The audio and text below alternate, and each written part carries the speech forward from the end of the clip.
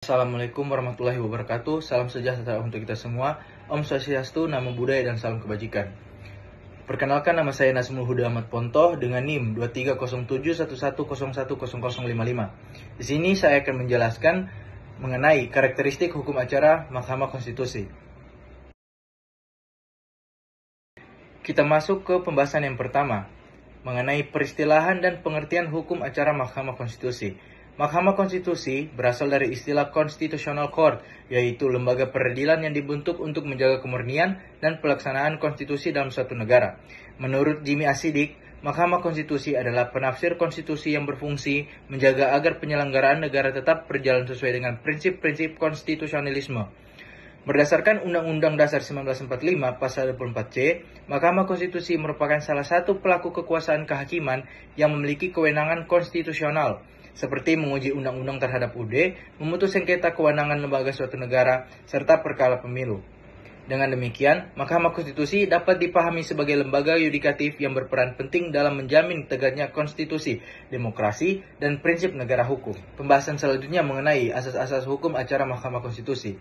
Asas yang pertama ialah ius curia novit, yang berarti hakim dianggap mengetahui hukum, atau secara lebih lengkap, pengadilan mengetahui hukum dan tidak perlu diajari oleh para pihak.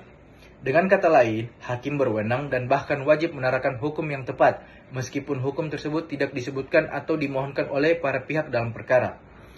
Asas yang kedua, persidangan terbuka untuk umum, adalah salah satu asas penting dalam sistem peradilan modern, termasuk di Mahkamah Konstitusi Republik Indonesia atau MKRI. Asas ini menjamin bahwa proses peradilan dapat diawasi oleh publik, sehingga berlangsung secara transparan, adil, dan akuntabel.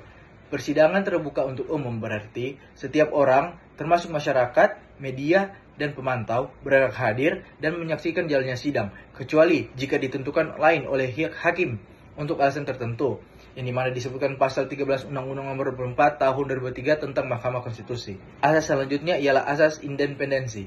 Asas ini berarti bahwa Mahkamah Konstitusi bebas dari campur tangan kekuasaan manapun, baik eksekutif, legislatif, maupun pihak lain. Hakim konstitusi harus menjalankan tugasnya secara mandiri, tanpa tekanan atau pengaruh dari luar. Adapun dasar hukumnya ialah pasal 24 UUD 1945, kekuasaan kehakiman yang merdeka. Pasal 17 ayat 1 Undang-Undang Nomor 24 Tahun 2003 tentang Mahkamah Konstitusi sebagaimana telah diubah. Mahkamah Konstitusi wajib menjaga kemandirian, kejujuran, dan keadilan dalam menjalankan tugasnya. Asas selanjutnya ialah asas imparsialitas. Imparsial berarti Mahkamah Konstitusi dan para hakimnya harus tidak memihak, bersikap netral terhadap para pihak yang berperkara, dan hanya mempertimbangkan fakta dan hukum yang relevan. Adapun dasar hukumnya ialah pasal 5 Undang-Undang Mahkamah Konstitusi, menyatakan bahwa pemeriksaan perkara dilakukan secara objektif dan imparsial. Kode etik dan perilaku hakim konstitusi, Sabta Karsa Utama, khususnya prinsip ketidakberpihakan dan keadilan. Pembahasan selanjutnya mengenai sumber hukum acara Mahkamah Konstitusi.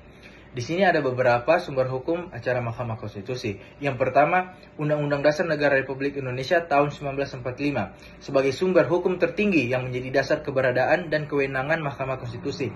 Yang kedua, Undang-Undang Nomor 24 tahun 2003 tentang Mahkamah Konstitusi diubah dengan Undang-Undang Nomor 8 tahun 2011 dan Undang-Undang Nomor 7 tahun 2020. Di situ mengatur kedudukan, susunan, kewenangan, serta hukum acara di Mahkamah Konstitusi. Yang ketiga, Undang-Undang Nomor 48 Tahun 2009 tentang kekuasaan kehakiman menjadi landasan umum penyelenggaraan peradilan, termasuk prinsip peradilan konstitusional. Keempat, Peraturan Mahkamah Konstitusi atau PMK, aturan teknis yang dibuat MK sendiri untuk mengatur proses beracara dan pelaksanaan kewenangan. Yang terakhir, jurisprudensi Mahkamah Konstitusi, yang dimana di situ putusan-putusan sebelumnya menjadi rujukan dalam perkara berikutnya. Terakhir, kita masuk ke kesimpulan. Kesimpulan dari materi yang saya bawakan tadi, hukum acara Mahkamah Konstitusi memiliki karakteristik yang membedakannya dari hukum acara peradilan lain. Yang pertama, hukum acara ini mengandung asas-asas fundamental seperti ius curia novit, persidangan terbuka, independensi hakim, peradilan cepat, dan sederhana.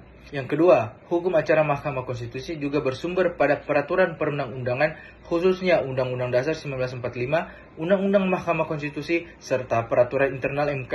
Ketiga, kekhususan hukum acara Mahkamah Konstitusi terletak pada fungsinya menjaga konstitusi dan menegakkan prinsip negara hukum yang demokratis. Dengan demikian, Hukum acara Mahkamah Konstitusi tidak hanya bersifat prosedural, tetapi juga mencerminkan tanggung jawab konstitusional untuk melindungi hak warga negara serta menjaga keseimbangan antara cabang-cabang kekuasaan negara. Mungkin itu saja yang bisa saya sampaikan mengenai karakteristik hukum acara Mahkamah Konstitusi.